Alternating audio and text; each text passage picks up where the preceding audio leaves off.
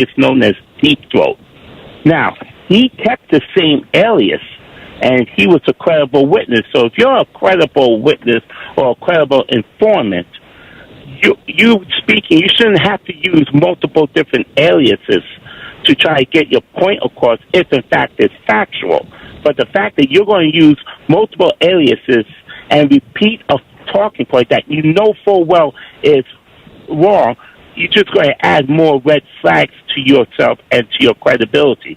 Now, I know I've spoken with you gentlemen several times, and I've always been the same Michael from the Bronx, Michael from New York City. I have not once changed my name, and I don't need to, because all I do is speak truth.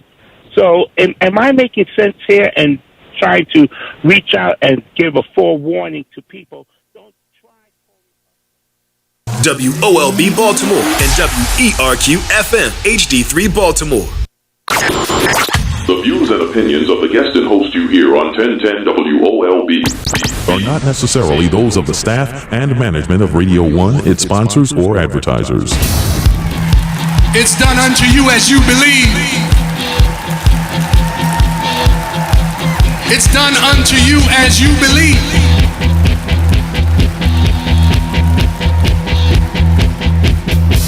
I'm gonna get there, yes, somehow.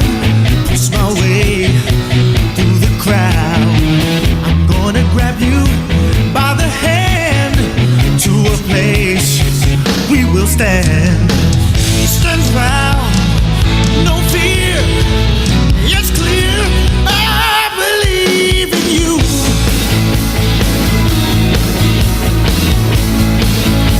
I believe in me. Oh yeah, I believe that we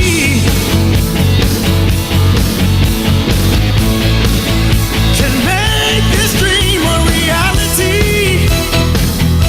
Yeah, yeah. Now's the time to be.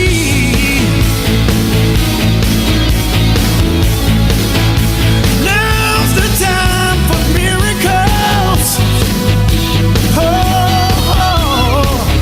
it's in my heart so deep. 'Cause I believe. Ah, yes, I believe in you, you believe in me, and I believe that we can make our dreams a reality. We already are. Excuse me. Welcome to Patrick Henderson's Meet the People on WOLB 1010 Baltimore. What a wonderful day. Did you remember to say thank you to God for this glorious day that you woke up this morning clothed in your right mind? That means you knew who you was. God bless each and every one of you. Thank you all for joining us here this morning on Patrick Henderson's Meet the People. Please say hello to my co-host, Mr. James C. Moran. How are you, Jimmy? I'm doing well. Good morning, Baltimore. It's a great day. Yes, it is. And Jason, would you lock Richard? How are you, my brother? Mr. Richard Terry. How are you today, Richard? Oh, the news has come out very interesting today. For those of you who haven't seen it yet, according to the Digital Sun paper, the mayor has just nullified the city solicitor's gag order. Yes. Oh, really? Yes, he did. Whoa! That was published this morning. So that means now that he says that people who have been harmed by the city ought to be able to talk about it. Yes. Well, bless his soul. I completely agree with it. We completely agree. Well, welcome, Richard Terry. As y'all can see, he's coming with the bullets. His guns are loaded and ready to hit us up in the right way. And we have, can you lock him in? And we have with us just a soldier of the people, has been for decades. Please welcome Mr. Marvin Doc Cheatham back with us. Welcome home. How are you, sir? It's welcome to be back home, and I don't know about y'all, but I miss y'all. Well, we miss you. Some of you might not know his car is banged out because of these these plates that the city has on these manholes, and he drove across one, and it just totaled his car. So he's waiting for the city to do what they need to do. But I told him this morning, I don't care if he has to take up a line. We need him here, and we thank you so much whenever you are here to join with us, because God knows. I hope to physically be there with you soon. We're praying for that too, because we know you need some wheels to get it moved, keep it moving. God bless each and every one of you. Well, as many of you know, we start you every. Forgot chopped liver over here. Oh my God! And I looked right at you and looked at this profile. Probably one of the greatest producers in the city, and I'm not just saying this. Before I ever knew him, when I first heard him on the radio, I thought he was a white boy. Okay. Because of his diction and because of his New York sort of upbringing coming through in his patois. So we are always honored and thankful that God has blessed us with this young man, Mr. Jason Rodriguez. How are you, Jay?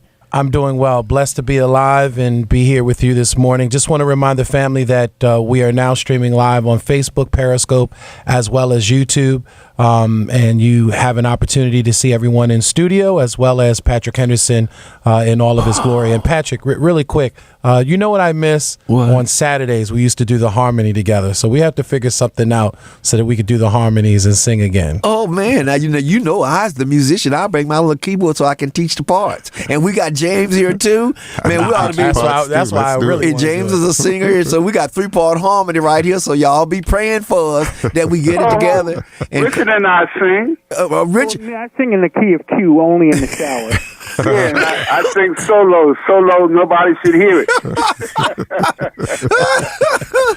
Well, either way, we're all a bunch of musicians for our people, and we come to render that which God has given us. And believe it or not, I don't care what nobody say. I'm not a religious person, but each of us and every one of us believe in the God of great possibilities. That's why we're here, is because of the great possibilities that God has given us in our daily being. And we are here. So as we will approach today's show, and it's going to be a Lulu, so don't just call your friends, tell them to don't come on in the room, because it's getting ready to be. Make sure they share it online. And yeah, make sure you share it online, call people and tell, because I'm telling you, we finna hit it up in here. But before we do that, let us go to the throne of grace. Oh God, our Father, Lord, we love you and we bless you for this day.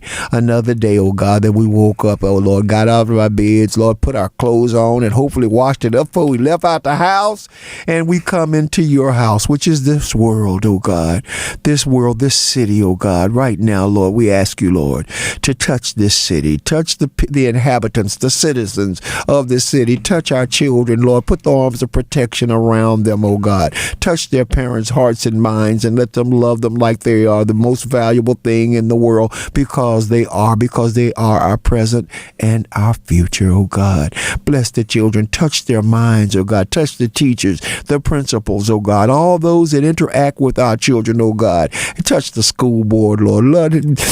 Just you need to clean house up in there, Lord. They still don't have no air conditioning. The kids sitting in 90-degree weather, and they're having to cancel school, which means they're not learning. Oh, Lord, touch our leaders in this city. Touch our mayor, existing mayor, and we bless him for what he just did to free the people up to be able to speak against the atrocities of this police department, oh God. Touch his mind, touch his heart, oh God, and lead him during this time as he serves as our mayor. Oh God, we love you and we thank you, Lord, and ask you, Lord, even to touch this nation that is running backwards. Oh God, help us to see, oh God, who and what we should do as participants, as United States citizens, to make this a better place, oh God. But let us be ever mindful of ourselves, oh God, of our people, oh God, because Martin Luther King, your leader, has said unto us, the only problem with humanitarian love is that it loves all things in general and nothing in particular. Lord, help us to love each other. Help us to forgive each other, oh God. Help us to remember that we need to help one another, oh God. Lord, touch us, Lord. I see it every day, because some of the kindest people that I've ever met, oh God, right here, Lord. We need the more of them, oh God. Let us get out of ourselves and be blessed by blessing others. Lord, bless the show today, and let us say words, and let us speak words, and let us not to teach anything, oh God, but Lord, help us to be able to enable us to help you all think, our listening audience. We thank you for all these blessings. I do in thy Son, Jesus Christ's name. Amen. Amen. Amen and amen. All right, y'all. We ready to get rolling up in here. As many of you just heard, Richard, you want to give us further details about the news blast that the mayor has decided that to dethrone the city solicitor and cut back on that what is the word I want to use? Gag order. That gag order. What was so? Let the people know more what it's about. With you. Well, there's been a number of different lawsuits that have been popping up for a long, long while against the Baltimore Police Department. And when they start talking about settlements, the city solicitor has issued this thing, says, if you want this thing settled, you got to keep quiet about what we talk about. So now what the mayor has done is said, no, you can't do that. You're stifling. And in essence, you're saying you're stifling free speech. Yes. So therefore, he's nullified the gag order. Great. But I contend that there's a lot more to this than just this nullification of the gag order. What are you seeing? Maybe a mayoral run there? This is exactly what I'm seeing. This is a political move. Interesting. Well, I tell you, it's a good political move, and I like it because he did it. But carry on, sir. Listening. Oh yeah. See, right now we're looking at the tit for tat syndrome. You had Brandon come out and announce the other day on Friday. It was a Thursday or Friday when he did that. And what this is, Brandon is following a playbook right now.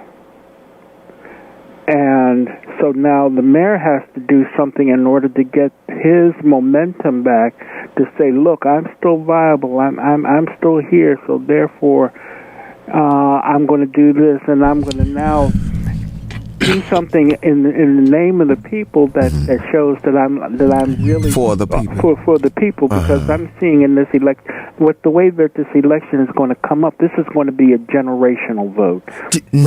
Brandon is going to try to pull the old, I'm young, vibrant, and I have the great ideas, and I want to include the millennial generation. And he's going to pose Jack, the mayor, as being an old fogey who doesn't know anything and whose time has come and gone. Check this out. What do you think of this, Doc? What are your thoughts on it? Do you think it's all political?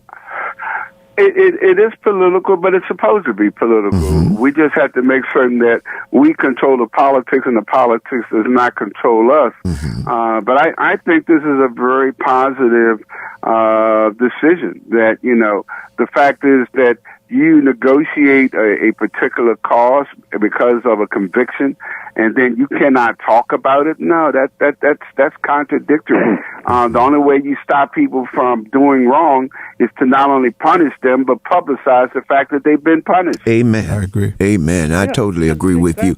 And so what are we saying? That was a bit dictatorial by the solicitor in the first place, because it does violate the freedom of speech, doesn't it? Whether it's in I just never understood what the rationale was for it. Incrimination of the people that were guilty? Well, they were obviously guilty, so the city had to give money because of their guilt. So why should I, as the person who was the victim, not be able to talk about the victimization? Because that can actually help the city, and it can also help the city residents. It can help the city government, and it can help the city residents as well, because then you know the kinds of behaviors that are unacceptable. Yes, you do. Well, the one thing that I think is really important here, I'm sure the people like the great attorney A. Dwight Pettit is feeling pretty good about this, and all of the attorneys that bring the cases against the city for infractions against this police department, which we should believe should have to buy a bond, an insurance bond, so when they hurt people that the city is not responsible. What do you all think the chances of that happening, and why we've heard no candidate so far espousing that, or is it too early for them to have spoken on that? The police should have a bond. And Richard, we looked into it, didn't we? I've already seen it. Okay, go ahead. In the state of Virginia, in the Virginia Code, Section 52, subsection 17, I believe, and this has been in place since 1926. Wow. And they have a surety bond for liability purposes. that is paid for by the department that hires that particular officer. Mm-hmm. Why do you all think this has not happened here? Well,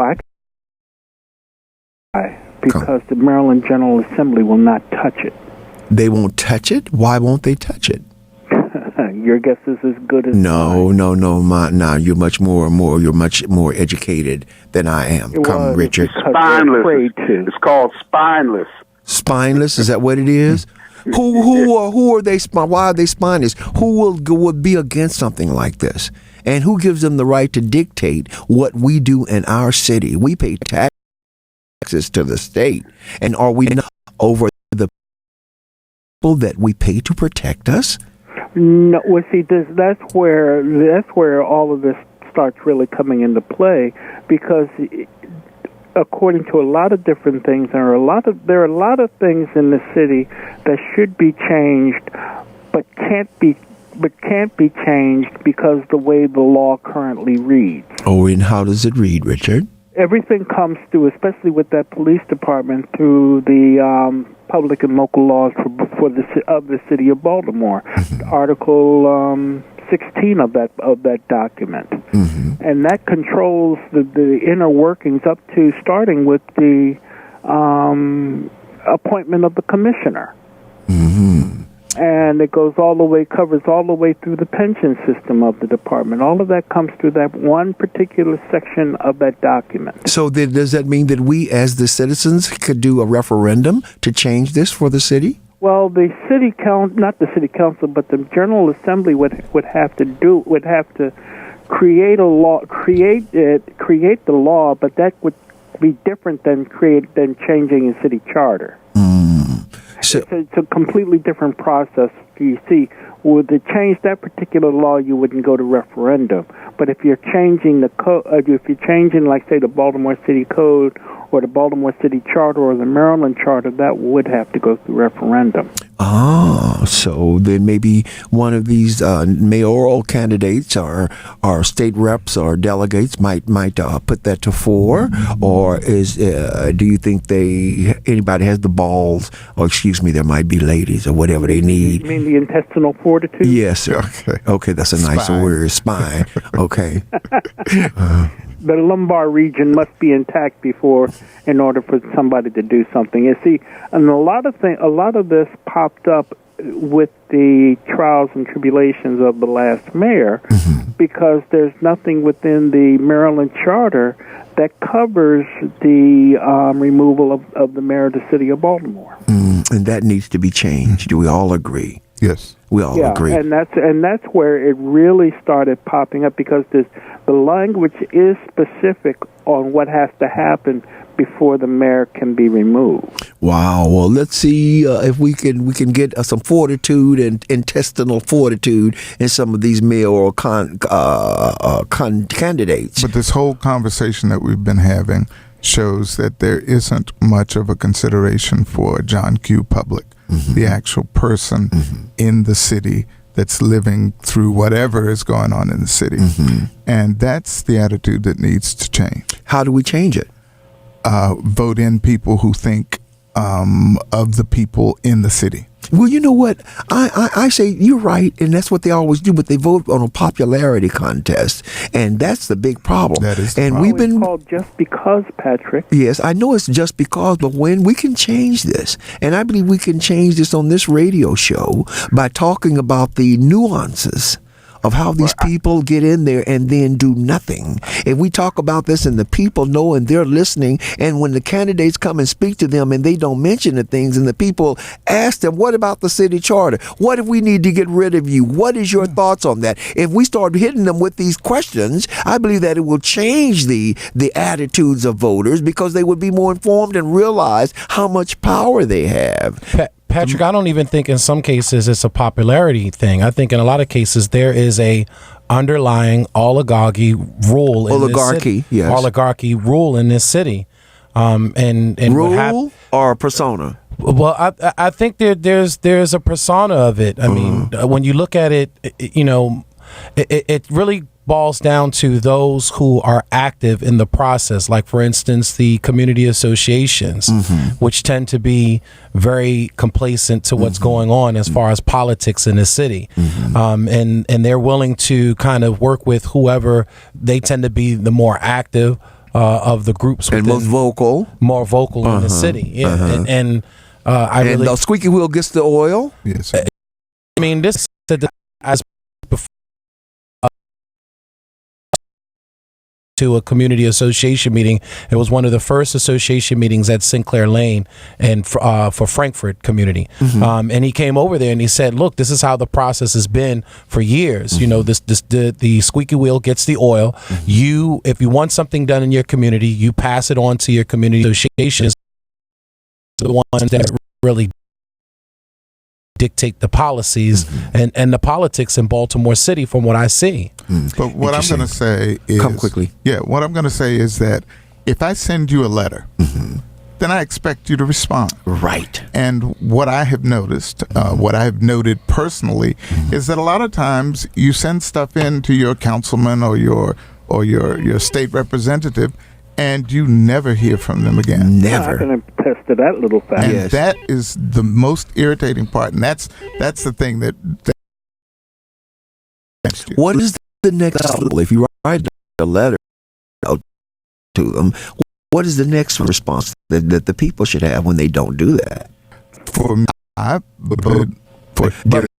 correct. Well, it's an issue, but if you have 5 of me or 10 of me that have issues, and we send letters and get no response, then what are we to do? But take that same issue to your community association and see how the difference of the reaction is and how different the services are. Because they're all registered with the city, aren't they? Correct. And I'm telling you, the guy from BPW said if you want something fixed in the front of your property, a tree replaced, a sidewalk replaced, you cannot get in contact with the city council person or your representative in that area and say, I have an issue in my community and I need it done. But the proper chain of command here in this city is to go through your association. All right. They're the ones that delegate what actually takes place within a community. All right. The phones are full and we haven't even given out the number. So we're going to take Baba Tuggy. Good morning, sir. How are you? Welcome to Patrick and this is Meet the People. You have a question or comment? I was calling to make an announcement, actually. Come quickly. The audience. This is not really on the subject that you're dealing with. I've been listening. But we are, the Soul School Institute, which I represent, is having a tour, an educational tour, on Saturday, October the 12th. We call it the Chocolate City Tour, which goes to Washington, D.C. This is our 3rd time going. And this year we're going to the Martin Luther King Memorial and Bookstore, the National Museum of African American History and Culture, the Black Civil War Museum, and the Carter G. Woodson Home. All in one day? All in one day. Wow. Yeah, I know. Time, you know. Yes, sir. I'm not putting it down. Yeah, you can. School Institute.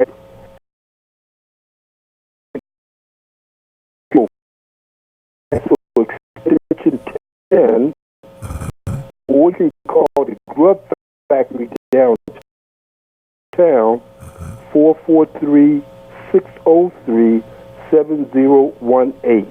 The cost is $65 per person, What does that include for that $65, sir? That's is that lunch and dinner and breakfast? No, that doesn't include meals.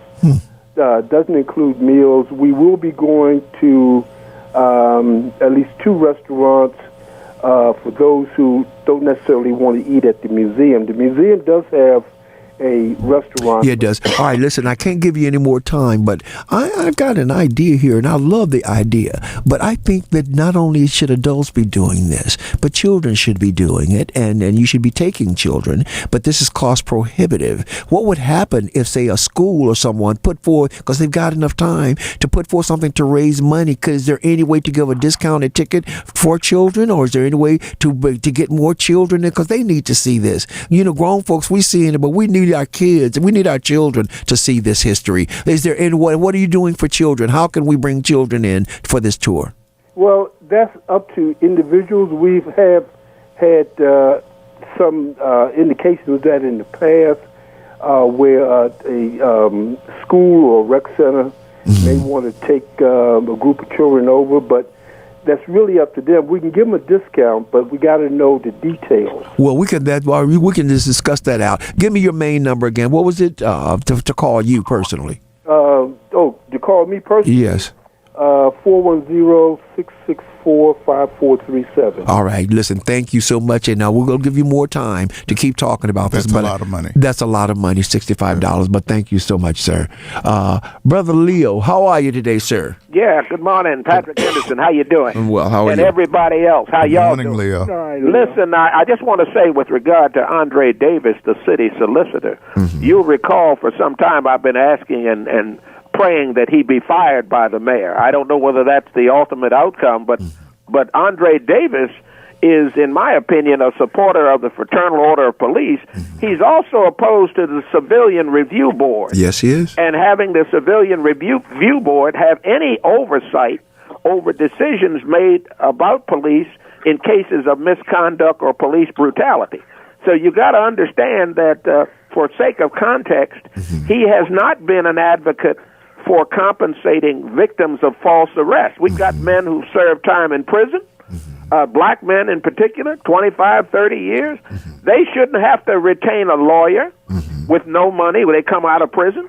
The state should compensate them, and the city solicitor, the mayor, and Brandon Scott and all of that crowd should be up front in advocating remedies to ensure justice roll down like a mighty stream. Yes, so should the state's attorney, Marilyn Mosby, in that instance. So that's all I wanted to say. Keep up the good work. Thank you. Again, people like Andre Davis who are not progressive, and Rudy Chow, Public Works Director, who are not progressive, they should not be part of any new administration when we talk about the politics of 2020 and putting someone in office who's going to be mayor and president of the city council, who are going to represent the legitimate interests of the people of this state. Leo, brilliant. Absolutely, I agree with you. So then should we not be talking to these mayoral candidates about what they will do if they come into the office? Will they not get rid of these people that we know have worked against the people for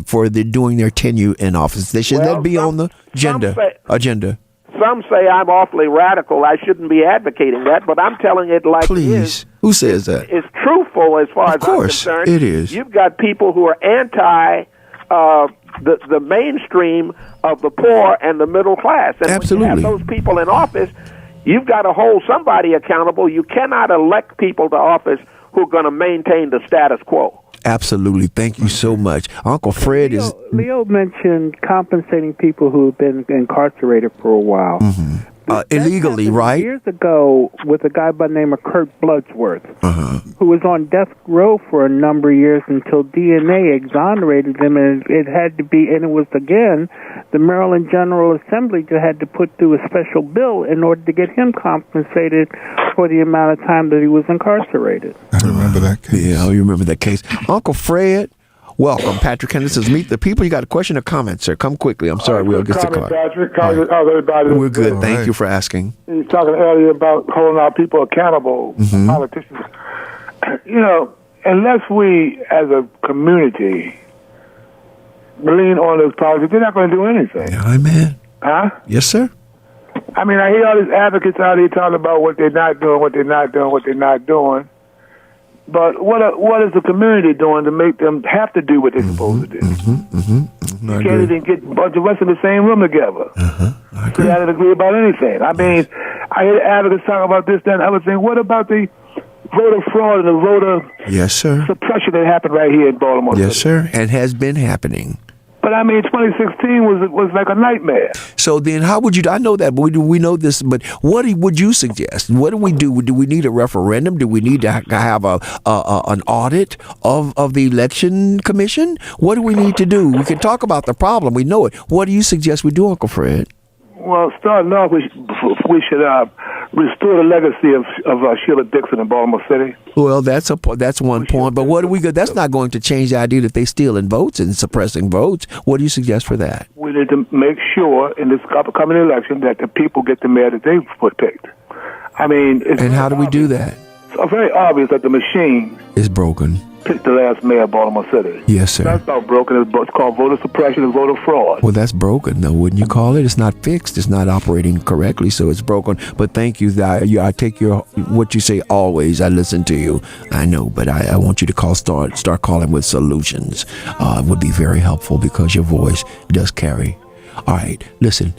Don't touch that dial. We're coming back. We're going to finish it. Don't y'all go nowhere. 410-481-1010. We'll be right back here on Patrick Henderson's Meet the People. And it's going to get hotter than it is right now. You come too far from where you started. So please don't let the time you've sown be wasted on things that you'll later regret. Wishing you never had. Once you realize it wasn't worth it, your destiny. WOLB Baltimore and WERQ FM HD3 Baltimore. Brought to you by Live Casino and Hotel. The views and opinions of the guest and host you hear on 1010 WOLB are not necessarily those of the staff and management of Radio 1, its sponsors, or advertisers. It's done unto you as you believe.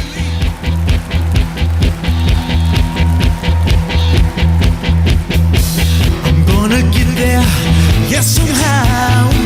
Push my way through the crowd. I'm gonna grab you by the hand, and I'm gonna take you. We will stand. Stand proud. No fear. It's clear. I believe in you. We're going to keep on going here. We're going to give this 10 more minutes, and then we're going to shift because I want to talk about Joe Biden. And this morning, me and Coach, I don't know if y'all were listening to Larry, but we got into it real good messy mix. But I'm going to play for you the reason why you should never consider Joe Biden as president of anything, not even a dog catchers association. Here, we're going to go to Bubby. Welcome to Patrick Henderson's Meet the People. Do you have a question or comment? Bubby, I'm sorry. Bubby, go ahead. Bubby? Hello? Yes, sir. How are you? I'm doing well. Thanks for taking my call. Mm-hmm. You know what? Last week, I was called to 1608 Gilmore Street, which is in West Baltimore, which is Sandtown. Mm-hmm. The Baltimore City Housing Authority has some Hispanic painters painting the unit. I called Leon Pinkett, the councilman for that district, and I asked a question. With a 50% plus unemployment rate of African American males between the ages of 18 and 26 in that community, why do you have Hispanic painters painting in a Baltimore City Housing Authority unit? He said, I'll get back to you. Let me call Janet. He didn't say Janet Abrams, the executive director. He said Janet. Let me finish my point. Now, considering that the Housing Authority of Baltimore City have a painting crew, what comes out of Central Cruise, which is on Dunkerwood Lane, why do they have contractors that are, first of all, they are not African American? Secondly, why, if you have painters, why do you have a contractor crew in there? Now we talking about Andre Davis should be terminated. In my opinion, the first person should be terminated is Janet Abrams for crimes against African American residents in Baltimore City. Now, we all talk about how the city council now, everybody want to be in office 3 months and then all they want to be promoted. I call it the Nick Mosby syndrome. You destroy the district that you work in, and now you want to be promoted to higher office. Let's get rid of the foolery, and let's deal with what we have. We have African-American leadership that does not make the decisions in Baltimore City with a majority African American constituency. Who makes the decision? Say again? Who makes the decision if we don't make the it? Able Foundation, the Able Foundation, the Casey Foundation. Even in employment? Committee. Even in employment? Yes. Yes, they call the shots in this city. Can you prove that? Can you prove? How do you prove that? How do you prove that, James? How do you prove that? Well, I will have an exclusive on your show next week. Ooh. And the reason I'm gonna, the reason I can prove that, 30 years of working in this city, working particularly with Caucasian contractors, working with my 15 years at the Baltimore City Housing Authority, my 10 years with other housing entities in this city. Decisions are not being made by African American elected leadership. Okay. So, Bubby, hold on for a second. Here, Okay. can you lock him in? All right, we're going to go to Mary. Everybody, hold on. Don't go nowhere. But I want to see what Mary has to say. Hi, Mary. Are you there? I am indeed, and thank you for taking my call. I just wanted to comment on what Jason has said earlier about DPW indicating that the only way to get things done is through the community associations. If they are still thinking this way... Turn your radio down. Turn your radio down, Mary. I don't have my radio on. That must be Bubby. Oh, Bubby, turn your radio down. I'm sorry. Go ahead. I'm sorry, Mary. Go ahead. Go ahead, Mary. Better? Yes, ma'am. All right. If they're still thinking the same way they've been running this city for the past 30 years, they're going to have to change. If you have individuals who want to clean up their community and they are not regular people who attend their community organizations, give them a roll-off. We're the 5th dirtiest city in the United States, and it's getting dirtier. And if we have a reputation now in this country of people not being able to clean up their own community, and there are some people who should be put on the carpet in this community, that is a disgrace that you can't get out there and clean it up. However, DPW has silly policies. People have asked for roll-offs. And they say, oh, you got to go through the community. Why? The people who want to get out and clean up, and you're going to say, well, this is our policy. Change the policy. And I agree with Leo. DPW has to be overhauled, and we're going to get together in this city to make sure a child is thrown out of there. We're going to get together in this city because there's an election coming up next year, and we want them to commit that Judge Davis be gone, and we want people who are not in favor of this city being all that it should be, with all the good residents that are in this city, to continue to hold office.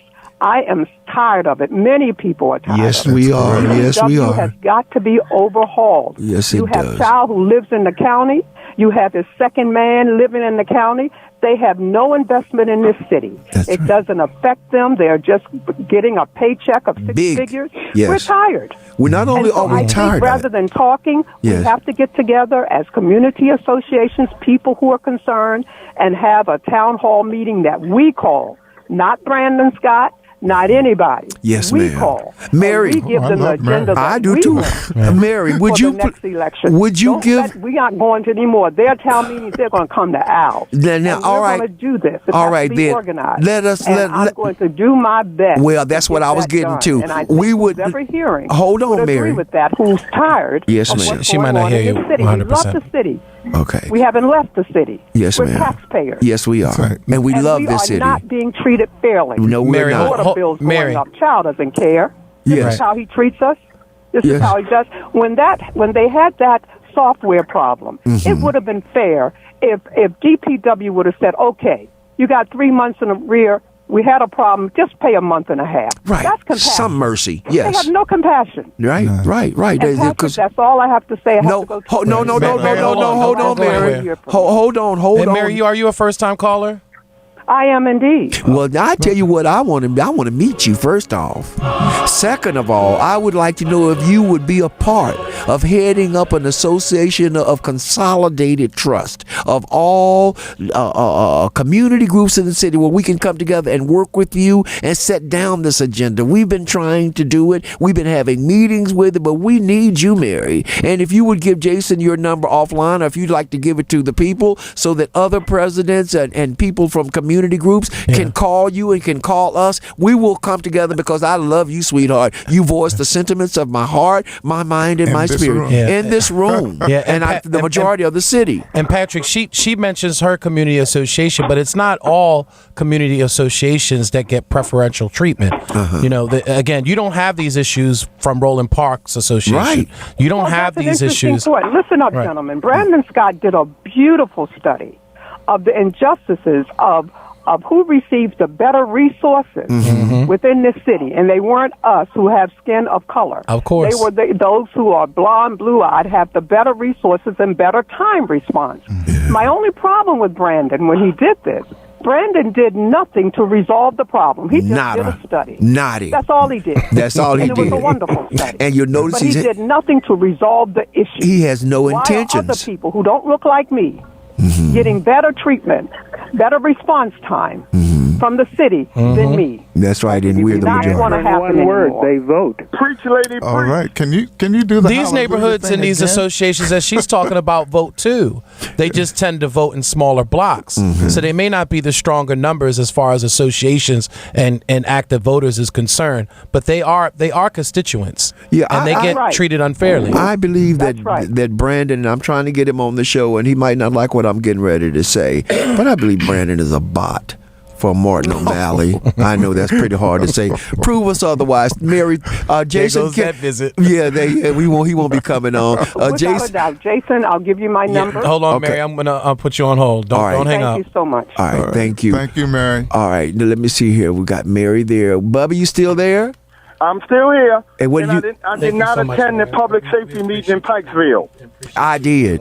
I did attend it, and let me tell you, I clocked him on two things. One was why I went to the Jewish synagogue the night before, and I noticed driving home up Park Heights Avenue, whatever the street, there were no speed cameras. There were no cameras at all till you got to Northern Parkway. And I asked him about it. He said Pikesville. I said, sir, I didn't say Pikesville. I said this area we in Upper Park Heights, why are there no speed cameras along here? He dodged the question, and what Mary just said proves my point. They're not concerned. They're only interested in who they consider to be the people that are going to vote for them. Exactly. But this is the time that we've got to turn this around. Bubby, we're going to keep you on the line. Let me see. I believe Carlos is next. I see you, Ricky. I see you, Nicole. And let me see number 5. Hi, Carlos, welcome. You have a question or comment to Patrick Henderson's Meet the People? Yes, sir. Yes, sir. I love the passion of your previous callers. Yes. My comment. Well, Mary, again, I feel your passion and your concern. We can hear you, Jason. I've seen it because I've been. Yeah, we can hear you, Jay. Go ahead. My only comment is that get off.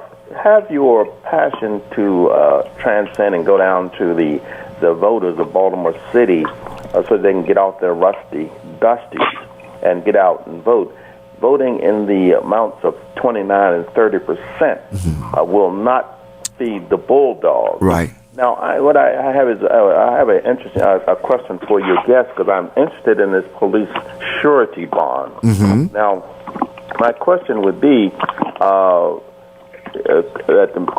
the state, the Baltimore City Police would be the state agency, and the General Assembly would hold reign over, as your guests have indicated, over this particular edict. But my question would be, I would like to know in Virginia who underwrites, what insurance company underwrites the surety bond. Somebody's working in their kitchen. Who is that? Carlos, is that you? Yes. Oh, please stop. Wait, hold on for a minute, because we're hearing your dishes clacking. Go ahead. We can't hear you. Go ahead. Oh, can you hear me now? Yes, sir.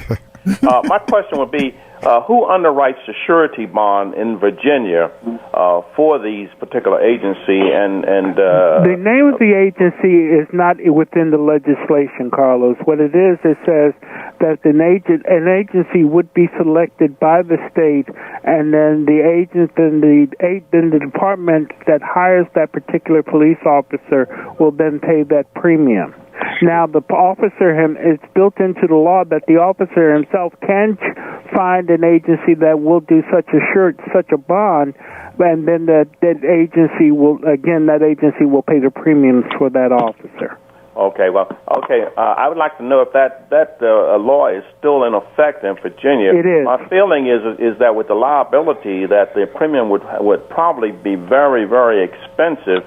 Well, you can buy $1 million premium for what, $1,200 or $1,100? That's $100 a month. In fact, Carlos, I just looked at the 2019 update a few days ago, and it was still in play. Well, okay, because it depends on the exposure. If you got police officers shooting victims, maiming victims, and stuff like that, my feeling is that the premium might go prohibited, but I want to do further research. Thank you for taking my But hold on, would not that be a deterrent before these cops do something stupid? Absolutely. That's all I'm saying. Thank you, sir. All right, very good. Thank you, sir. Very good. Welcome to Patrick Henderson's Meet the People. Ricky, you have a question or comment? How are you, sir? I am doing well. Good morning, good afternoon. Good afternoon. Thank you for taking my call. I just wanted to weigh in. I agree that we can't continue. I can't hear him. I don't know why you can't hear him. I just wanted to say weigh in. I agree as a city. We can't keep Hold on, Bobby. getting these breadcrumbs. It seems like folks want to do their jobs when they're campaigning. But the other 2 and 3 years of their terms, we don't get anything in return. And I say that to the point of, we're talking about the gag order, which is definitely important. I'm glad that Mayor Young made that decision. I will be at City Hall today myself with some folks and rally behind that at 4:30 for the hearing. Okay. But we've talked about these issues years ago. Why are we just addressing them today? And that's what I mean when I say this dog and pony show. We can't go out now and say we're going to fix all the issues that are going on in Baltimore, from the crime rate to the education to the gag order, all of a sudden because we got 2020 coming. If you're passionate about your city and you're passionate about changing your city, then day one when you're elected, that's when you go to action. So you don't do it because we're campaigning. And the last thing I just wanted to say is that I agree with one of your previous callers. We do have to unite. In order to change the culture of Baltimore, we have to change the culture within our community. We have to be involved in the day-to-day operations of the city, not only holding them accountable, but holding ourselves accountable as well. So just another way to say that. Well, you know what? I have a question. I wonder how many people in this city know their next-door neighbor? Actually, I know everybody just about on my block. Speak to them, see them out on the street. I know my neighbors. Do you think that hinders us because we don't have relationships with our neighbors? We don't have the relationships like we did in years past. In years past, in my block, I knew all of the people in the neighborhood. The neighborhood and they knew people you. Knew me, and they knew when I was growing up. The neighbors knew who all the kids belonged. That's right. to. You better not do nothing because they call home and tell your mom and get you before you got there. They would get you before you got home. Yeah, exactly. Well, if you think about that time and where we are now, and I absolutely agree. When I was growing up, I knew my neighbors. The neighbors knew us by name. We, as the young kids, we were afraid to do something because even if our mom and dad wasn't there, we knew Miss Sally, the Rico is up, was going to say something to them when they got home from work. That's right. And so even on the weekends, we had that culture of kids out there. I remember when I was growing up and I used to throw the Snickers wrap on the ground. And I look up and I'm like, let me put this up right now. And so even from there on the weekends, every teenager, every young adult was in the community picking up trash. The elders would be sitting on their porch or sitting on their steps, on the marble steps, going back to the old days. And after we finished picking up trash, it was go to Miss Johnson's house for a frozen cup. So right. Culture back then. But we also had to use that carpet to clean those marble steps. Like, you never can get that scratch out of that step. But it was just a different culture, different It was. It brought about a collectivity of the city. We had the Afro Clean block. We had flower pots in the windows. You had the flower pots made out of tires, too. Yeah, absolutely. And they were special colors. So my block would have been yellow and another block might have been green. Goethe said that home is the place we grow up trying to get away from and spend the rest of our lives trying to get back to. Yeah. That's profound, isn't it? It is. And this is what we're trying to get back. We're trying to get back to home. We're trying to get back to home, and we can do it. It's all the power is within our hands, within our spirits, if we just do it. Ricky, you're running for mayor, and we're excited about you. And all right, we can't talk about that, but anyway, thank you for calling, sir. Thank you. I appreciate it. Very well. Thank you. We're going to go. Let me see. We got Thomas here on line 5. Hi, Thomas. How are you today? Welcome to Patrick Henderson Meet the People. Good afternoon, guys. How y'all doing? Good. Listen, I want to get facts to what Bubby was saying earlier about the Able Foundation. The reason we know that's true, guys, Jack Young's deputy mayor is Cheryl Goldstein, who's Greg Bernstein's wife, who sat on the board of the Able Foundation. She still sits on the board of the Able Foundation, and she's drawing a $200,000 a year salary from the city of Baltimore. That's how we know the Able Foundation is controlling Jack calling Young shots, huh? and quite a few people. Interesting. And so you're saying that because of her ties and long ties and reaching into the Able Foundation, which is like, what is the other one? The Jeanette Weinberg. Casey Foundation. And you're contending that these organizations are the ones. Is Able a Jewish foundation too, or is it WASP? I think it is a Jewish foundation. And that's how this game is played, Patrick. I mean, you have aspirations to run for office, and you bring on people along the way that you're going to give cabinet positions and, you know, positions to rule and control certain departments within the city, you know, and you know, promise them 6-figure salaries. In return, they go out and they campaign and they pull their community together for you, and they pull the power structure together for you. Mr. Richard? Is it Mr. Richard that does the research? Yes. Or, Mr. Richard, I want you to check something out for me and see if I'm correct on this. Brandon Scott's campaign finances, right?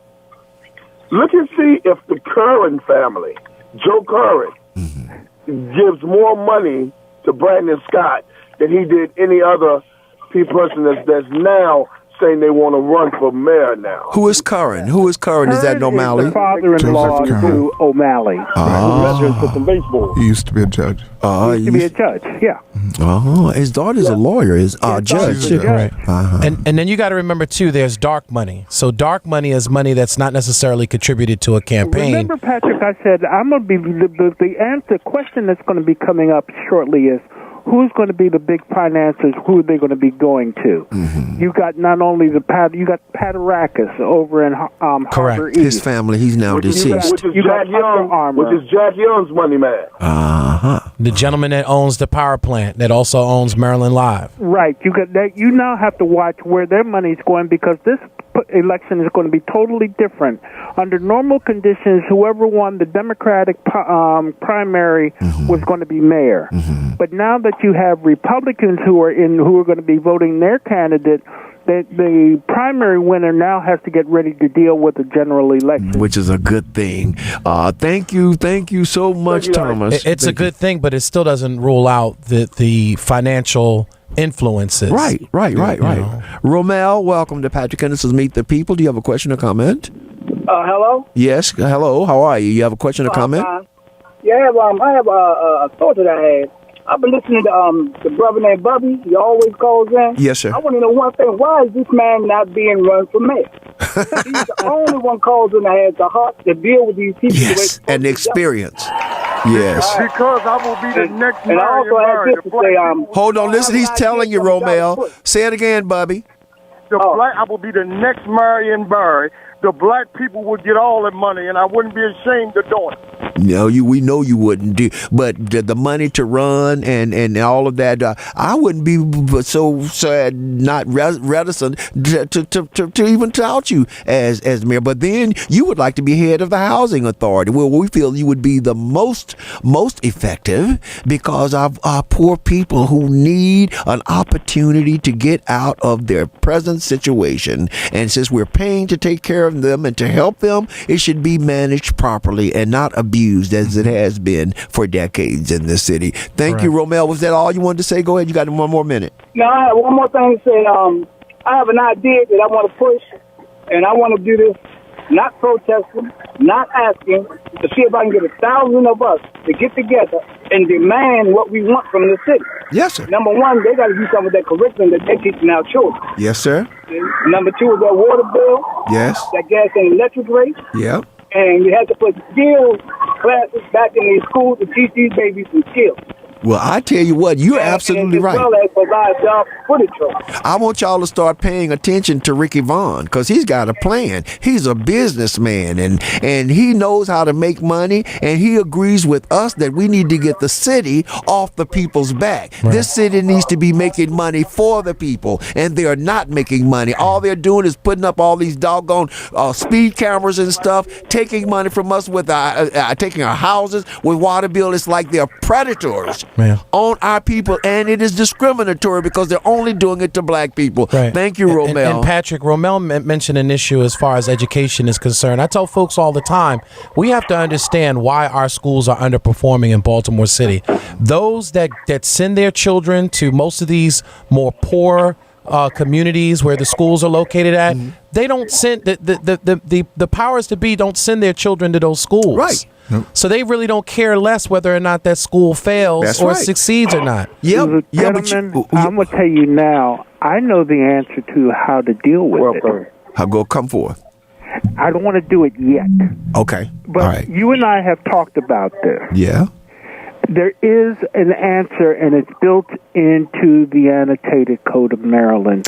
But the city and the state both have been complicit in not pulling the hammer on it and getting it done. Well, we're told y'all just stay tuned. Y'all don't miss a Monday. Do not miss a Monday, and really don't miss a Sunday. We only got 30 minutes on Sunday, but I tell you, it's hot on Sundays up in here too. But Richard, yes, I wanted to bring up the point that we have the lines are clear. I want to play. We're going to do a little shift here.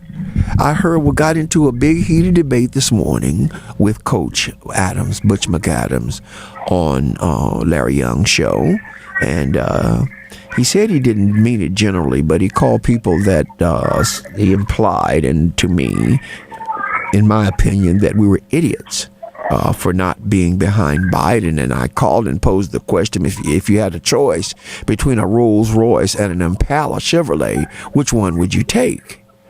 He didn't see the comparison. He didn't deem it to be worthy. But I can tell you what I was saying. That Rolls Royce will last a lifetime.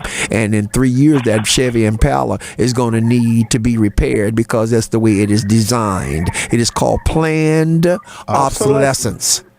That's what it's called. It's not going to last. So my argument with him was, I think you're overlooking who Joe Biden is. And to prove my point, I was watching AM Joy on MSNBC, and I heard this interview with the gentleman who is now one of the top editors at the New York Times. And we're going to play this for you. Do not go anywhere. I want y'all to listen intently to what is going on. And we will take your calls after. I see you, Sherry. You especially want to hear this. Let's roll, Jay. The difference between what I support and what you support, Vice President Biden, is that you require them to opt in. And I would not require them to opt in. They do not have to buy in. They do not have to buy in. You just said that. You just said that 2 minutes ago. You just said 2 minutes ago that they would have to buy in. You said they would have to. Are you forgetting what you said 2 minutes ago? Are you forgetting already what you said just 2 minutes ago? Good morning and welcome to AM Joy and happy Saturday. We have a lot to get to this morning, including 2 deep dives on impeachment and Donald Trump's threat to national security.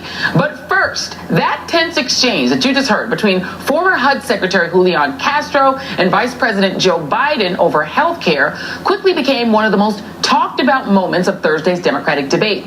Media fact checkers quickly jumped on Castro's accusation, declaring it incorrect, though he continues to stand by it. And the takeaway from many debate watchers was that Castro had harmed his own campaign. Several 2020 contenders have since rushed in to Biden's defense, condemning Castro for what some are calling an unnecessary swipe at Biden's age. Team Biden and Team Castro continued the feud off the debate stage, with Biden's camp crying cheap shot and Castro countering that he was just fact-checking Biden, not hitting him for his age. But Joe Biden didn't exactly leave the debate unscathed either. The day after, Biden and record players, yes, he mentioned record players, began to sharp critique, first including from my guest, and then columns and comments commentary over Biden's response to debate moderator Lindsey Davis's question on repairing the legacy of slavery. Make sure that every single child does in fact have 3, 4, and 5-year-olds go to school, not daycare, school. We bring social workers into homes and parents to help them deal with how to raise their children. It's not that they don't want to help, they don't know quite what to do.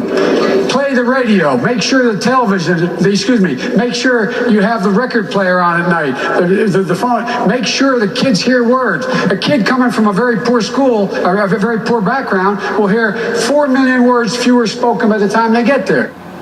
Joining me now is MSNBC political analyst Anand Giridharadas, who is the author of Winners Take All. And Anand, Jamil Smith of Rolling Stone, in response to that, fired off a column in which he said it's time for Joe to go. He said Democrats need an anti-racist nominee to run against a racist like Donald Trump. The third debate confirmed Biden isn't up to the task. But before that even came out, I noticed your tweets. You went on a tweet storm about that comment, that answer that Joe Biden gave. And this is what you wrote. Joe Biden's answer on how to address the legacy of slavery was appalling and disqualifying, you wrote. It ended in a sermon implying that black parents don't know how to raise their own children, and said this can't go on. And in response to Tim Wise, anti-racism educator Tim Wise, who wrote, sorry, but when you want to be president and you respond to a question about the legacy of slavery and how to address it by discussing better parenting and putting on the record player at night, you're indicating an utter lack of depth on a serious matter. And you responded to that saying a lack of depth and racism. Those are pretty strong words, Anand. So I'm going to let you explain your position on Biden's answer. You know, I think on Thursday night, without intending to, Joe Biden threw himself a retirement party. And I don't say that lightly. I don't say the idea of him disqualifying himself lightly. But the reality is this country is in a battle for its soul, an existential battle in which race is at the very heart, in which white supremacy is at the very heart. And there have always been, and this is really important to understand, two traditions, two manifestations of racism in American life. There's racism with a hood, which is very easy to see, and there's racism with a smile. There's the racism of firebombing churches, which is very obvious, and then there's the racism of, can I touch your hair? There's the racism that is flagrant, and the racism that is, and everybody knows this, that Joe Biden is not out of that tradition of the evil tradition of racism of the hood, and he's not a white supremacist. But Joe Biden has revealed himself to be deeply steeped in, anchored in, and unwilling to cut ties to that second, subtler tradition of racism in American life. And we got to be real about that. We have to be real about that. This is the kind of comments that, by the way, any person of color, and black people especially, have encountered all the time at work, all the time on the street, all the time in various aspects of life. It is Thanksgiving uncle racism, right? And if you are running against a guy whose big idea is tax cuts, maybe it's fine. When you are running against a white nationalist, what you are going to do is you are going to neutralize the central issue in this race by putting forward someone who has simply not changed from the Mad Men era. Yesterday during the afternoon, something interesting happened to me. After I had done these tweets and talked about this, I was approached via Twitter privately by a Trump campaign organization, an official Trump campaign related organization, that privately messaged me to try to share additional videos from other times about Joe Biden saying similar racist things. Now, I'm not interested in amplifying Trump campaign talking points. Why is that significant? They are ready. They know this is a good issue for them, because if they can show that, you know what, he's kind of said a lot of things. Also, he kind of said white people don't owe anything for the past in this country. He also said busing is a bad idea. He also has said, you know, one African American candidate is clean and articulate, apparently, in contrast to others. He also said the thing about the Indian accent. He also gave a lot of women too many back rubs. It neutralizes the contrast, and they are very excited about this. And you know, that is an excellent point, that one of the challenges, particularly for more liberal, more progressive voters in 2016, was this argument, which is actually flagrantly absurd that there was not a big difference between Hillary Clinton and Donald Trump, not a big enough difference for people to see that, they're sort of two sides of the same coin kind of argument, which is absurd because Hillary Clinton obviously is very intelligent, she studied or very, experienced leader, and Donald Trump is Donald Trump. But the risk that could happen again, I guess, is what you're talking about. Now, the counterfactual to that, I'm going to give you the counterfactual to that, which is that a country that would elect Donald Trump, the kind of people who would vote for him but maybe don't like things about his character might feel comfortable saying, well, I'll go to Joe Biden, because Joe Biden kind of shares my generalized discomforts in certain areas and makes the kind of mistakes that I might make if I'm that person, and makes the kind of fumbles that I might too. So he's kind of more like me or like my uncle or like my family. And so that you could take a marginal voter in the middle who is an independent who just said, I couldn't see a huge enough difference, so I went with Trump, but I really don't like him, and move over. What do you make of that counterfactual, which I've actually heard people saying about this exchange? I don't think the antidote to the poison of outright white supremacy is milquetoast unconscious bias and a kind of white default. What Joe Biden, yes, I think this is actually the whole point. There are a lot of people in America. I think there are not that many people in America who are like Donald Trump. There's a lot of people in America who are like Joe Biden, but the reality is many of them, millions of them actually, and we don't talk about this enough, have been on a path in the last 10 or 20 years of getting better. By the way, there's some other people pretty close to Joe Biden's age in this race, and they don't have the same problem. Or older than him. I think older than him, right? I think Bernie Sanders and he are either the same age or one year different. And they don't have the same problem. So this is a problem of someone. Look, the things he says, the things Donald Trump says, let's put it this way, the things Donald Trump says have kind of been out of bounds for a very long time. The things Joe Biden says were not out of bounds when Joe Biden was my age, right? And that is a hard thing. This country has changed. Our norms have changed. We have now realized that things that nobody ever thought about in the Mad Men era were basically completely exclusionary of women and people of color. We've enlarged our understanding. And many millions of Americans have enlarged their understanding. I was talking to my parents the other day. My mom was reading this book, White Fragility, for school. And as an immigrant to this country, it has raised things for her that she didn't see, that she now has a language for her own experience, what she's experienced. Joe Biden has so clearly not changed. He's not changed. He is the person that we all know who is so steeped in the idea that Americanness means whiteness. His policies are great. His policies are fine. But that's not the issue here. This is someone who can't see. And when you are asked, 1 month after the 400-year anniversary of the first enslaved Africans coming to these shores, which is, by the way, in the New York Times in a prominent enough way that hopefully even Joe Biden saw it. When 1 month after that, you were asked, what do we do about that legacy? Since you, sir, made a comment 40 years ago saying, you're not responsible for that. What do we do about it, sir? And when your answer is a morally obtuse point and an evil point, in my view, given the history of this country, that black people's parenting skills are the problem, which is what he said.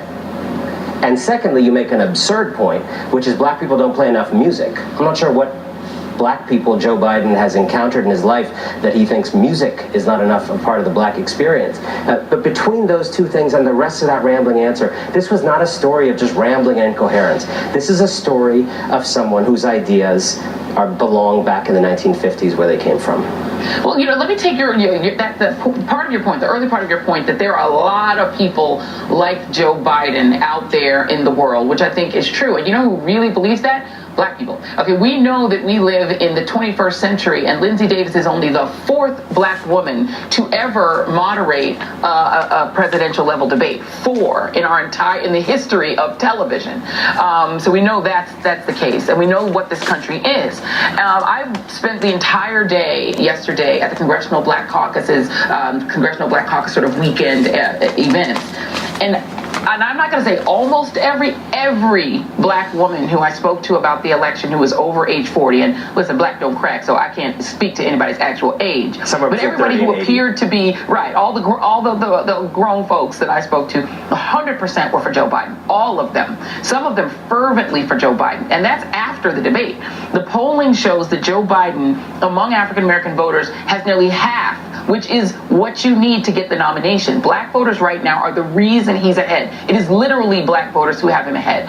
And I think that's partly because black voters don't have a lot of confidence in the electorate who you said. A lot of them have those same dings as Biden or sometimes Bernie Sanders has. Like, they have these dings that are generational about race. And a lot of black voters don't trust the electorate to do another Obama type election. They just don't trust the electorate. And so their argument is, this is the only kind of a person that this country, the way it really is, not the way we wish it is, but the way it is, would elect. What do you say to those voters who say, yeah, you're right, Anand, this is how the country is, and that country is not going to elect any of these other progressive candidates or candidates of color. They're only going to elect Joe Biden. Look, first of all, we are early in this race. No votes have been cast. And I think particularly with older voters of all races, frankly, with all voters actually, name recognition is an enormous advantage. And this early on in a race, someone who was the vice president of the United States for 8 years, and by the way, a very loyal servant of the first black president in this country, a person who was a good man for that president, he's going to have this kind of support. The question is, what kind of support is he going to have a year from now? And the reality is the black community has been far more respectful of Joe Biden than Joe Biden has been of the black community. And this wasn't someone using a term wrong. We just have to be really clear. The whole trope for like all of American history, when you have asked questions about systemic racism, what has been done to black people for 400 years in this country, the basic trope of racism has always been what you are observing is actually their own fault. And on Thursday night, Joe Biden, who wants to be the president of the United States and run against a white nationalist, reprised that theme and basically blamed black people's parenting skills and lack of music for the legacy of slavery. He has to drop out.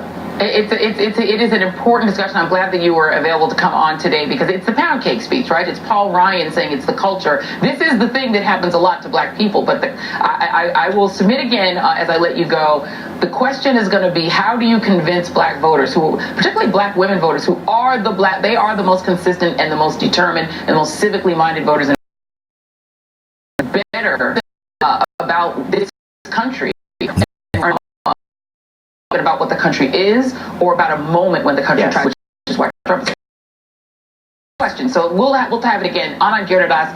Thank you all. Thank you all for listening to that. For all of you all, that is the best argument that I have heard. Don't you touch that dial. We got to do a station break right here. But I can see all you callers. We're going to get to you, and I want to hear what you want to say. Sherry, especially you.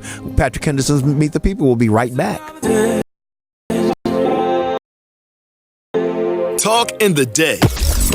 Soul at night on the new 1010 WOLB. The God Over Money Tour is coming back and coming to Baltimore September 22nd at GLA Soundstage, hosted by K-Sound and Winston Chaney, featuring Bizzle,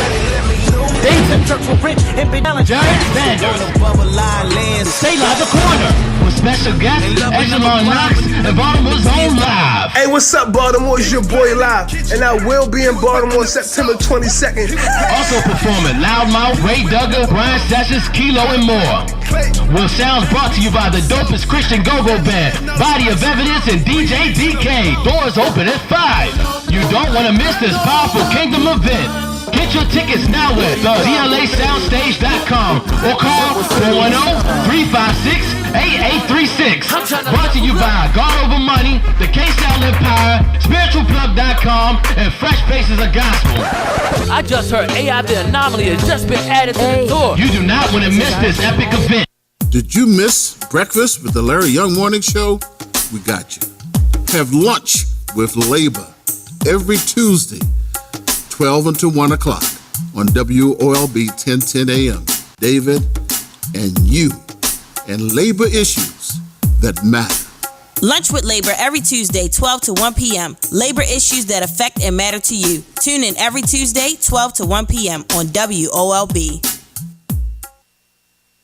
WOLB Baltimore and WERQ FM HD3 Baltimore.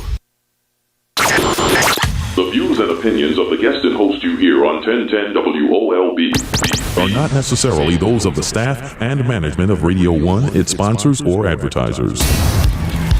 It's done unto all you right, as you all right, believe. all right, all right. We only have, 15, 17 more minutes. Welcome back. I hope this helped. I was just talking to Jimmy Morant here, and he contends that he's afraid that if we keep bashing this guy, that people won't vote. Listen, don't let this stop you. You have so much more power. This man is not for us, and it is obvious. All you got to do is read his track records. And what did he say? There are those different kind of racists, the blatant ones, and then the one that smile at you and want to touch your hair. This is what we're talking about. I'm going to get right to the phone. I don't know. When he said record player, I mean, I just don't know. I was thinking about phonograph for a minute. Like, when he said get out the phonograph and wind it up, and maybe get the 78s out. I could see a picture of a family with a little dog and a phonograph and listening to the nightly news. Yes, with a horn on it from the Victrola. Exactly. Sherry, welcome to Patrick Henderson's Meet the People. Do you have a question or comment? How are you? Hello, Patrick, and everybody. Yes, ma'am. You are absolutely right. And I will say this. Joy Reid, I normally don't like her when she do interviews because I know she's biased against Joe Biden. They are wasting all their time and energy on Joe Biden. He's not a viable candidate. Where they really should be looking at Bernie and Elizabeth Warren.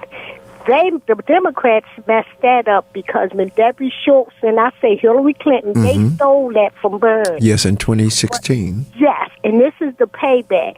Sometimes we don't know what we want. They could be told, Patrick, fair-minded person, I got to ask you this one question. Okay.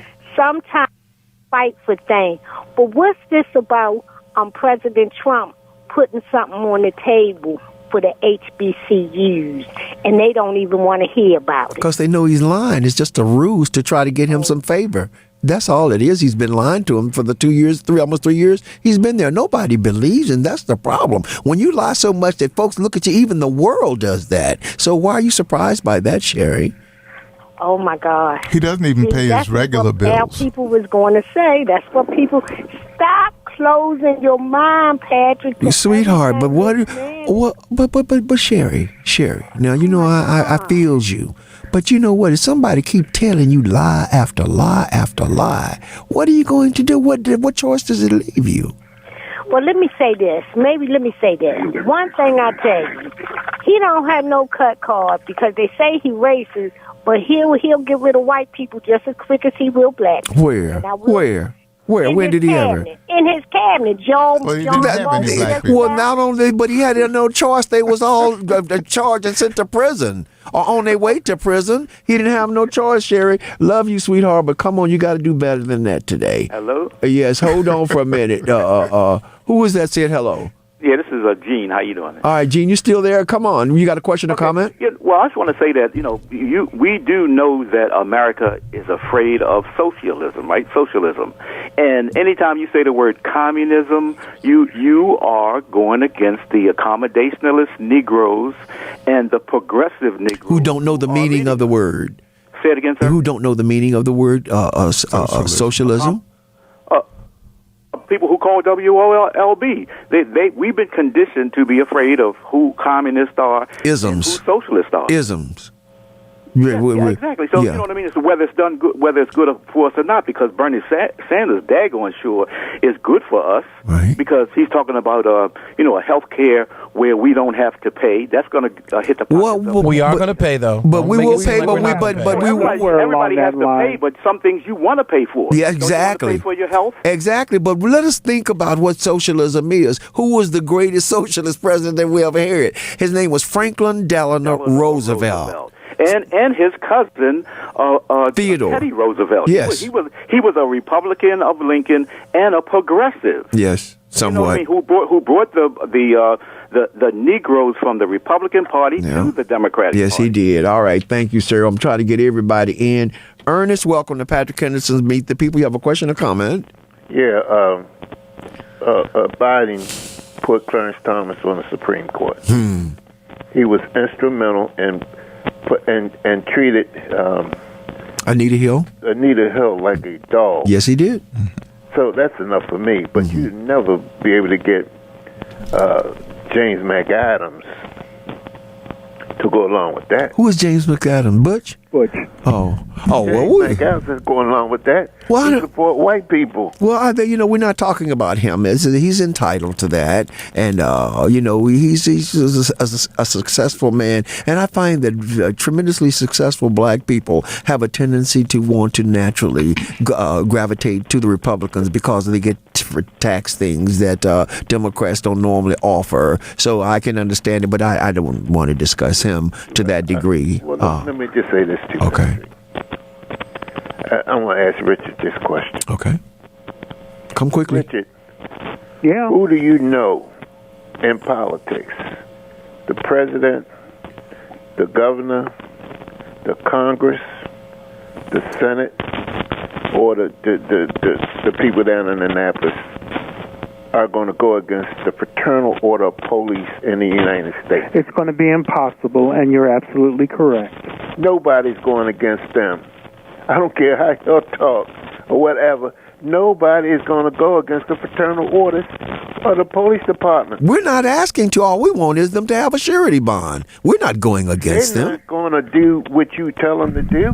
They're going to do what they want to do. But we can find a way to do it and Or never what say they tell the representatives to what do. they tell the representatives. Pass no law to do that. Well, whatever we need to do. You're not going to, and especially black people are not going to get the FOP to do what they want to do. They said we'd never elect a black president, but we did. Thank you, Patrick, sir. he's right. They have one of the largest lobbyists. When we went down to Annapolis, I know they do. They filled that whole chamber up. They got money. They also It was got overflow to the outside of the rotunda. I know, and they made sure that the blacks weren't able to get in. But I believe, and I have learned in my life, never to say never. Where there is a will, there is a way. When there's a collective coming together, we don't care if they can keep the fraternal order of police, but if they knock us up the head, cut our arms off, and maim us, then they're going to have to pay for it. And if the city has to pay for it, that's taking our tax dollars to pay for their brutality. And that is the only problem I have. The city shouldn't have to pay for this brutality and this what is the word I want to use? Lack of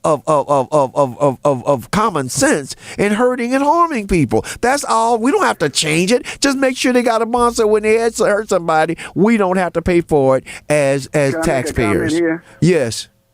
Go ahead, Doc. My observation, I think, is far different than most that I'm hearing.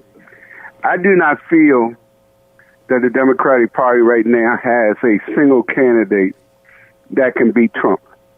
I think it's going to take a strong male and female companion team to beat Trump. But if the Democrats continue to tear each other down, including the one person that is perceived to be the leading Democratic candidate, if all of them keep tearing each other down as Democrats, all you're doing right now is pumping up Trump, and what he's capable of doing is continue to split the people apart. And I'm saying right now, you keep having these debates that you're having. All you're doing is putting up more fuel for Trump to win. Unfortunately, hold on. One candidate can't beat. He's following his playbook from what he did to the Republicans. Yes, but let me say this. Hold on for a minute. When you go to the doctor, don't he have to probe you? Don't he have to find out what's wrong with you before he can treat you? This is what I don't understand, Doc, and I love you and respect you, but I think this is perfect. We're getting to see who they are, and I agree with you 100%. A male and a female, and I contend that Warren and Julian Castro is the ticket. I believe that is the ticket, because I believe that, first of all, it will be a woman into play, and there are a lot of misogynists. A lot of people, even women, are misogynists. They don't like women, but Warren is the most brilliant, the greatest track record, and I love it because she identified with people who she thought she might have been a part of, and they put her down for it, just like our parents told us, we are Indians. We got Indian blood, and as it turns out, it is true. We were the people black people were the people that them pilgrims met when they came here. Them wasn't no damn Indians. So I'm just sorry, but hold on. Yeah, Patrick. But there's folks within our community that agree with who Trump is currently. I know, man. And they've actually told me there's a few folks that I know of that make close to six-figure salaries. Yeah, I said. And they said that they thank God for Trump. Yeah, because the more affluent they made more money this year. They are more affluent. We're going to go with Dr. Eugene. Dr. Eugene, you have a question or comments? You're welcome to Patrick and this is Meet the People. Yes, I have a comment. Good morning, brother. Good morning. I just want. Good afternoon. But it is, isn't it? Oh, I'm sorry, What Don. happens to an evolutionary elder? Well, I'm calling primarily concerning something that happened to me this weekend in regards to Towson State University and the University of Maryland. Come quickly. They both are engaging in singing and are playing Lift Every Voice and Sing, just as they sing the national anthem. Oh, great. And moreover, I'm working right now on the Baltimore Ravens. I'm saying to them, hey, Dr. Eugene, listen, I got the song. I have done the arrangement. I'm going to get it to you as soon as I get back over at Liberty and I can get it recorded. I have done an arrangement of Lift Every Voice and Sing, and the young people just love it. They won't stop singing it. I think you're going to appreciate it, and I will get a clip of it. You know what? I might have a little clip of it, but I don't want to give you that. Let me get them together because these are new kids, so I got to get in with them and work with them a little bit. But man, they gravitating to it. Well, listen, I promise you. What? I have a letter from the entertainment person at the Baltimore Ravens saying that it is under consideration. And I'm saying to them, you've got all those great black players over there winning all these games and bringing all this money to Baltimore. And if you want to change the image of Baltimore, that's one thing that you could do. Thank you so much, Diane. We got a line there. Doc, don't you go nowhere. Diane, welcome, sweetheart. I'm sorry, I stuck my finger in the wrong hole, but I'm back now. What's going on? How you doing, Patrick? I just want to let you know that... Hold on for a minute, Di. Richard, you still there? Operator. Thank you. Richard? No, he's not there. Okay, you want to take... what do we got there? Okay, now it's drop back Diane. up. Diane, I apologize. Diane, call right back, Call please. right back. Doc? Yes, sir. Now, y'all tell me. I'm wanting to know, what did y'all think of that speech? And we pretty much have commentated on the AM Joy show and what this gentleman said. Someone called in and talked about Anita Hill. You were on the train with Joe Biden during the time of those hearings. I was on the train with Joe Biden the weekend after the hearings were over, and he and I got into a fiery discussion between Washington and Baltimore, about 40 minutes. And his tone deafness was my problem. I had written a letter to the New York Times, and he actually sat and read the letter. And he was upset with me because I was upset with him. The reason why I was upset with him is because he displayed the black community in a negative light, which is what I thought. And he allowed people to assassinate Anita Hill's character for no good reason.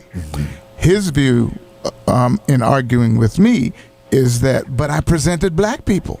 I showed black people. I showed articulate. And I hate people to say that I'm articulate. But he said... That's an anomaly. It's not normal. Black people can't speak the King's English. So he said, but I showed articulate black people on the television that had never been seen before, completely missing the point of the damage that he did to the black community in general. Yes. So that's my personal on-site experience with Joe Biden. Diane, sweetheart, what did you have to say? Sorry, we lost you. Hey, Patrick, yes. I just want to let y'all know that the ABLE Foundation was started in December 31st, 1959 by Harry C.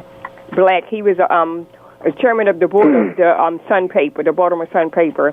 And also now the president is Robert Embry. And I wanted to say about the gag order. We got to give that to Tawanda Jones because she did not accept the money when they tried to pay her for her brother's death. That's right. And she's every Wednesday she's outside of City Hall. No matter how cold it is, raining, whatever, she's out there. You know, Well, she's at Green Mountain 33rd. Yeah, and she also down at City Hall too.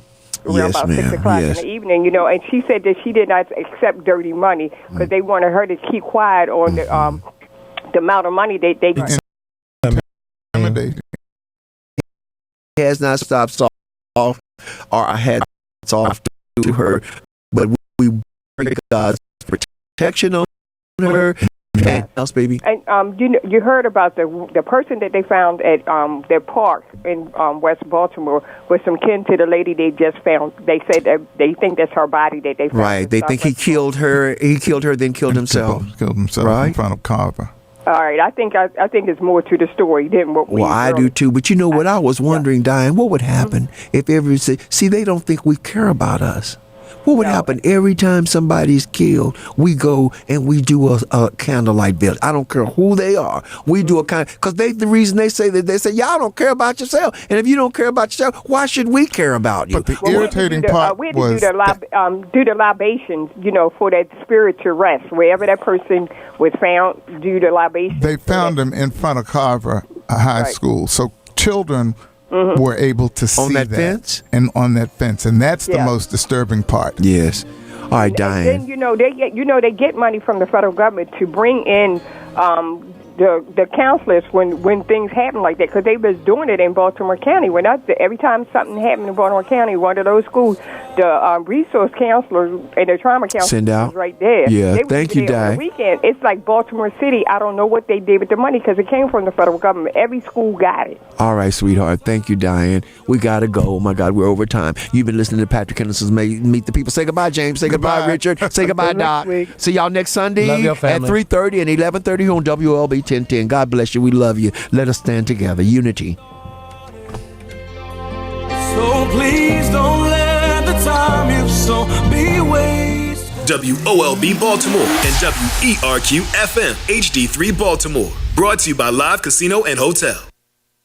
You don't want to mess with the IRS. They have the power to garnish your paycheck, levy your bank account, and even take your home or business. That's all true. But thankfully, they're offering a way out. The Fresh Start Initiative. If you qualify, you could save thousands. The experts at Optima Tax Relief will fight to get you the best possible tax settlement, and they have an A rating with the BBB. Call Optima for your free consultation. Call 800-799-0977. 800-799-0977.